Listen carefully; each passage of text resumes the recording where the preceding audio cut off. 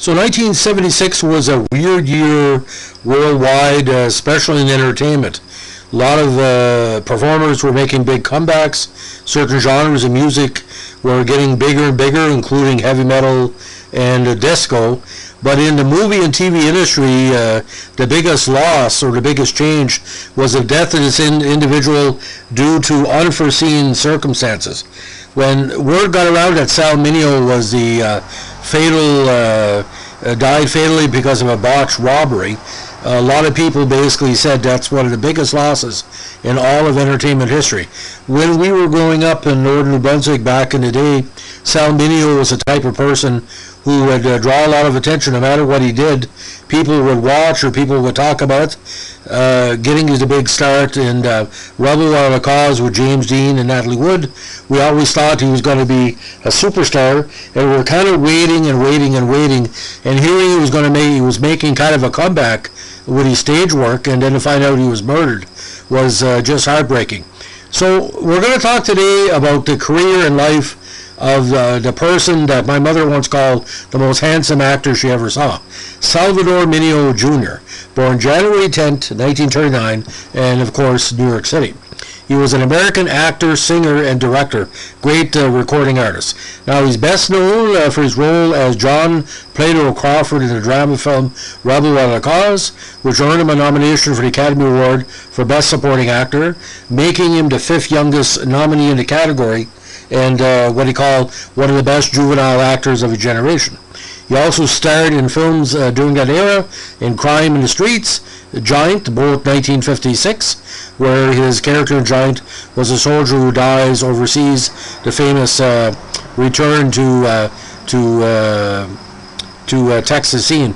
Very sad. Exodus, of course, which was a big international hit, for which he won a Golden Globe and received a second Academy Award nomination. He was also in The Longest Day, John Ford's Final Western, Cheyenne Autumn, and of course Escape from the Planet of the Apes, where he basically said, "Get me off this movie." No joke. That's the rumor. Now, only 37 when he died.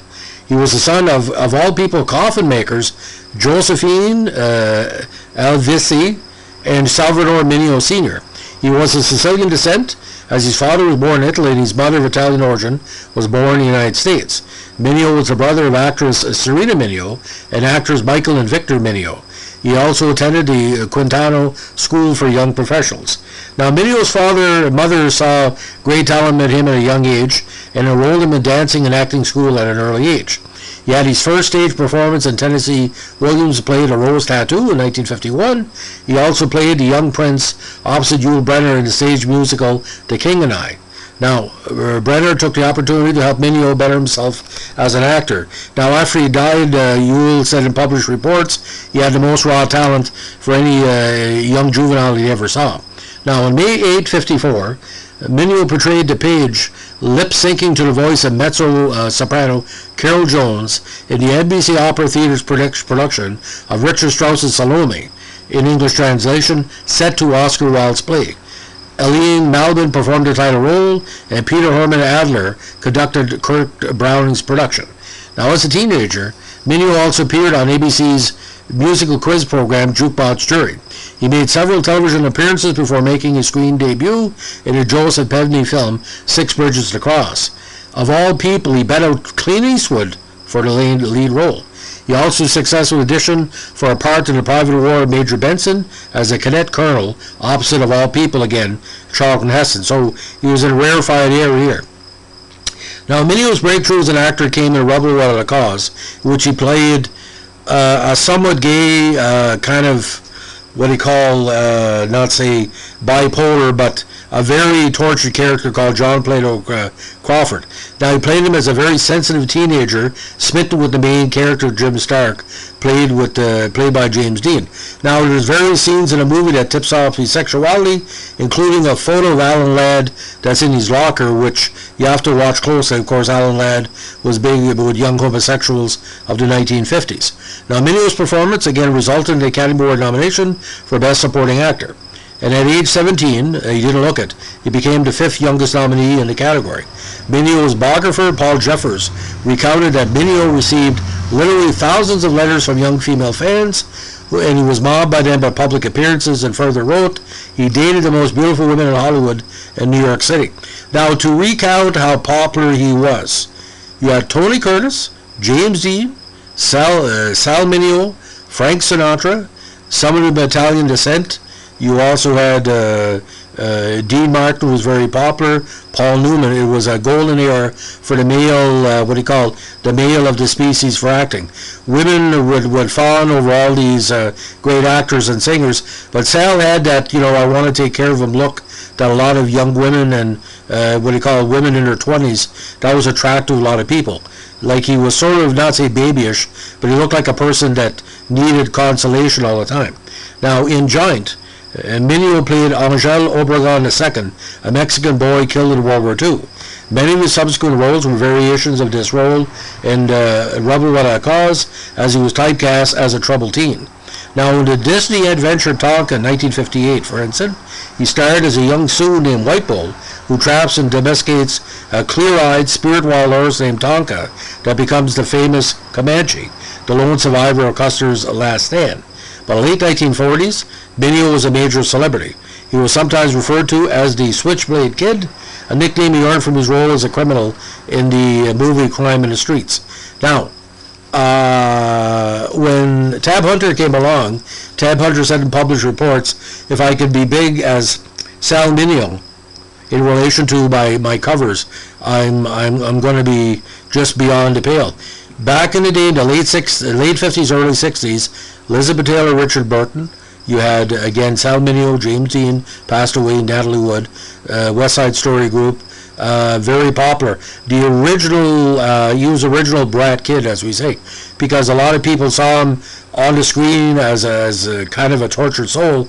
Again, that was played up in his sexuality with some men there too, because obviously late 50s, early 60s, a young homosexual could fantasize about being with Sal Mineo and keep him to himself, because his bisexuality became a factor in his career later on. We'll get into that in a second. Now, in 57, and my dad remembers this, he made a brief foray into pop music by recording a handful of songs and an album. Two of the singles reached the top 40 in the States. The more popular of the two, Start Moving in My Direction, finished number 9 on the Billboard Pop chart. It sold over 1 million copies, and he was awarded a gold disc.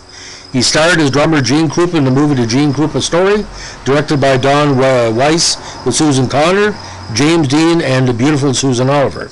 Now, he also appeared as a celebrity guest challenger in a June 30 to 57 episode of What's My Line. Now, Mineo eventually made an effort to break his typecasting. In addition to his role as a Native American brave in Tonka and a Mexican boy in Giant, he played a Jewish Holocaust survivor in Exodus. Now, for his work on Exodus, again, won a Golden Globe, very well deserved, and his second Academy Award nomination for Best Supporting Actor. Now, by the early 1960s, Mineo was becoming too old to play the type of role that had made him famous, and he's rumored that homosexuality and bisexuality led to being considered inappropriate for leading roles. For example, he auditioned for David Lean's film Lawrence of Arabia, which had heavy gay overtones but was not hired. Mineo appeared in The Longest Day, in which he played a private killed by a German after landing in St. Maria Église. Mineo was baffled by his sudden loss of popularity, later saying, "1 minute seemed I had more movie officers I could handle, the next no one wanted me." Now, Mineo was the model for Harold Stevenson's painting The New Adam. Now in the Guggenheim Museum's permanent collection, the painting is considered one of the great American nudes. Mineo also appeared on season 2 of the Patty Duke show called Patty Meets a Celebrity. Now, Mineo's role as a stalker in Who Killed Teddy Bear, which co-starred the beautiful Juliette Prowse, did not seem to help his career. Although his performance was praised by critics, he found himself typecast again, this time as deranged criminal. The high point of this period was his portrayal of Uriah in The Greatest Story Ever Told. He also starred in episodes of TV series Combat, and in 1966 he did more 2 appearances on the same show, including appearing in an installment with the very, very talented Fernando Lamas. Now, in 1969, Mineo returned to the stage to direct an LA production of the gay-themed play Fortune in Men's Eyes, featuring then unknown Don Johnson as Smitty and himself as Rocky. The production received positive reviews, although its expanded prison rape scene was criticized as excessive and gratuitous. Mineo's last role in a motion picture, before he did exclusively television, was a small part in the film Escape from the Planet of the Apes, playing the chimpanzee Dr. Milo. Now, later on, he stage-directed a Giancarlo Menotti opera entitled The Medium in December 1972 in Detroit. Muriel Costa Greenspoon portrayed the title character Madame Flora, and Mineo played the mute Toby. In 1975, he appeared as Rachman Habib, the assistant to a murderous consular head of a Middle Eastern country in a Columbo episode, A Case of Immunity, on NBC. He also appeared in 2 key episodes of Hawaii Five-0 in 68 and 75, and one of his last roles was a guest spot on a TV series SWAT, in which he portrayed a cult leader similar to Charles Manson. Now, by 1976, his career and his personal life begun to turn around.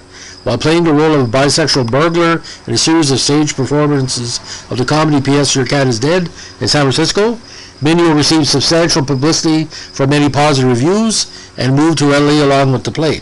Now, I know either CBC or CTV did an interview with him on the play. If you can find it on YouTube, he talked about his career, talked about how he appreciated his fans worldwide, especially in Canada, and he felt he was a good place in regards to his career. Now, on a personal side, it's very complicated. I'm kind of explaining this a little bit. People initially said he was a homosexual, but all factors point to him being bisexual.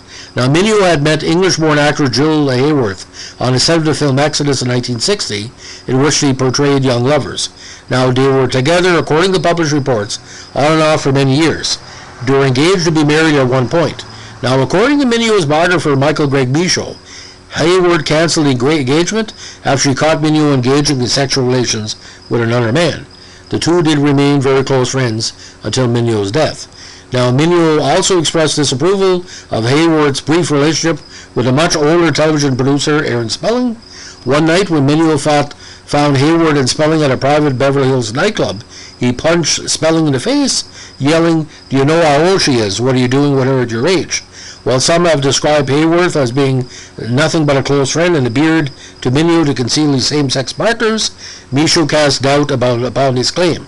He asserts that Mineo's and Hayward's relationship was genuine, and that Mineo had fell in love with her, and that Mineo regarded her as one of the most important people in his life. Now, in a 1972 interview with Bose Hadley, he discussed his bisexuality. Now, at the time of his death, he was in a committed 6-year relationship with male actor Courtney Burr III. Now, his passing was beyond tragic. On the night of February 12, 1976, the actor returned home following rehearsal for P.S. Your Cat is Dead. After parking his car in the carport below his West Hollywood apartment, the 37-year-old was stabbed in the heart by a mugger who fled the scene. Police pursued Ludes but assumed the crime to be a result of some sort of homosexual motivation. Following the police investigation into the crime, a young black pizza delivery man with a long criminal record was arrested. His name was Lionel Ray Williams. He was tried and sentenced in March 1979, 3 years after the murder, to 57 years in prison for both killing Mineo and committing 10 robberies in the same area. Although considerable confusion existed as to what witnesses had seen in the darkness the night Mineo was murdered, Williams claimed to have no idea who Mineo was. Corrections officers later said that he overheard Williams admitting to the stabbing. Williams' wife later confirmed that on the night Mineo died, he had come home with blood on his shirt. Now, Mineo was buried at the Gate of Heaven Cemetery in Hawthorne, New York. Now, various celebrities have died young. Sal Mineo died by Nazi misadventure. Maybe the robber thought he had money. Maybe he did recognize him, said, "You're a famous actor, give me some money." Either way, things happen fast. Crime is like that. All I know, gay or straight or bisexual, it didn't matter to me. It didn't matter to his friends. He was a very talented actor. You look at these Hawaii Five-0 episodes, which have been broadcast on CHCH, our super station in Canada, and to see the subtlety of his acting. He knew he was handsome, he knew he had a personality, but a very, very subtle way. It was almost like he was an actor from that kind of Nehemiah Persoff, Rod Steiger method. I don't know how much he studied the method, but Sal Mineo, if he ever would have showed up on Night Gallery in the early 70s, like Lawrence Harvey, maybe to really boosted his career. But Sal Mineo could have benefited from the explosion of productions of the late 70s, early 80s in Canada, worldwide. We every day that Sal Mineo was not with us, it's a loss like you wouldn't believe. It's 45 years later, ladies and gentlemen, and you know his fans, including me, we miss him because we saw him as so much potential and a better actor than Paul Newman. In my opinion, a better actor than James Dean. I found James Dean a little bit self-centered. Sal Mineo, it's like there's a lot going on. Like I said, you can't take his eyes off him. It's almost like if Natalie Wood was a better actress. Like Natalie Wood was okay and James Dean was okay, but even in Giant, like the scenes he had, it's like, you know, Dennis Hopper said, you know, he's a sensation, and we still all think so. So on film, of course, Six Bridges to Cross, The Private War of Major Benson, Rebel Without a Cause, Crime in the Streets, Somebody Out There Likes Me, talking about Paul Newman, Giant, Rock, Pretty Baby, Dino, The Young Don't Cry, Tonka, A Private Affair, Gene Krupa Story, Exodus, Escape from Zarain, The Longest Day, Cheyenne Autumn, Greatest Story Ever Told, Who Killed Teddy Bear, Strangers on the Run, The Very Bizarre Krakatoa East of Java, 80 Steps to Jonah, Escape from the Planet of the Apes, and Harry O, which I think is the movie version of the series. But the television appearances, my God, what a legacy. The Vision of Father Flanagan, A Woman for the Ages, Omnibus, in the Capital of the World episode, Janet Dean, not James Dean, Registered Nurse, Big Town, Omnibus again, in The Bad Men, Philco Television Playhouse, Frontiers of Fate, Look Up and Live, The Alcoa Hour, Westinghouse Studio One, in Dino, of course, Look Up and Live, Lux Video Theater, Screen Directors Playhouse, Climax, and Island in the City, Ed Sullivan Show twice, Kraft Suspense Theater, Kraft Music Hall, DuPont Show of the Month, Pursuit, The Ann Sutter Show, DuPont Show of the Week, Greatest Show on Earth, Kraft Suspense Theater, again, Dr. Kildare, Carlos Mendoza, 3 episodes of Combat, Petty Duke Show, Burke's Law, where he started to get the drama side, Mona McCluskey, Run for Your Life, very underrated series, Court Martial, The Dangerous Days at Coelho Jones, Bob Hope presents the Chrysler Theater, Stranger on the Run, Hawaii Five-0, the great episode where he played Bobby George and talked about a tale,